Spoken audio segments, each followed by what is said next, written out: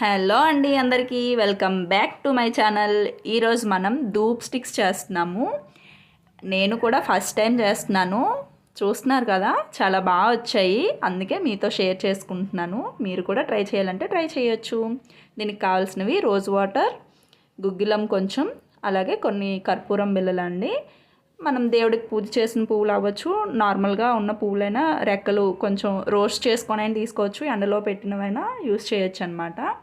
మంచిగా మిక్సీలో వేసుకొని చాలా మెత్తగా పౌడర్ కింద చేసుకోవాలండి.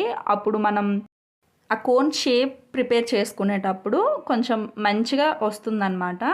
ఇక్కడ నేనైతే మొత్తం అన్ని పెటల్స్ ఒకేసారి మిక్సీలో పెట్టేసుకొని ఫైన్గా పౌడర్ చేసుకున్నానండి. పౌడర్ అయిన తర్వాత ఇప్పుడు అందులో కొన్ని రోజ్ వాటర్ వేస్తున్నాను. అండ్ అలాగే ఒక స్పూన్ వరకు నెయ్యి వేసానండి. కొంచెం మంచిగా స్మెల్ తెలుస్తుంది, బాగుంటుంది.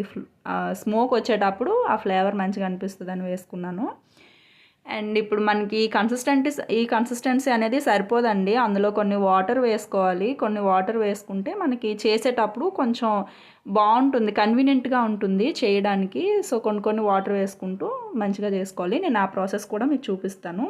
అండ్ అలాగే ఏంటక్క నువ్వు ఇంత పిసినారు దానివి, దేవుడికి పూజ చేసిన పూలను కూడా వదలట్లేదని అనుకుంటారేమో. అలా ఏం లేదు. నేను ఫస్ట్ టైం ప్రిపేర్ చేస్తున్నాను, మీకు ఆల్రెడీ చెప్పాను కదా. ఓకే, సక్సెస్సా హిట్టా ఫట్టా అనేది చూద్దామని ఫస్ట్ టైం ప్రిపేర్ చేశాను. నాకైతే హిట్ అని అనిపించిందండి. బాగానే వచ్చాయి, స్మోక్ ఫ్లేవర్ కూడా బాగానే అనిపించింది. అండ్ తర్వాత వచ్చేసి దేవుడికి మనం పూజ చేసిన పూలతో చేస్తున్నావు కదక్క, దేవుడికి పెట్టొచ్చా అంటే ఆ విషయం కోసం అయితే నాకు అంత క్లారిటీగా తెలియదండి. ఓకే, మనం దేవుడి దగ్గరే పెట్టాల్సిన అవసరం లేదు. ఈవినింగ్స్ టైంలో ఒక్కొక్క క్యాండిల్ అంటే ఒక్కొక్క ధూప్ స్టిక్ వరకు వెలిగించుకుంటే ఇంట్లో మంచి స్మెల్ వస్తుంది, దోమలు కూడా పోయే ఛాన్సెస్ ఉంటాయి కదా. అండ్ ఏదైనా సెల్ఫ్ మేడ్ కొంచెం సాటిస్ఫాక్షన్ కదండి, ఏదైనా మనం చేత్తో మనం చేసింది అనేది. సో అందుకే ట్రై చేశాను.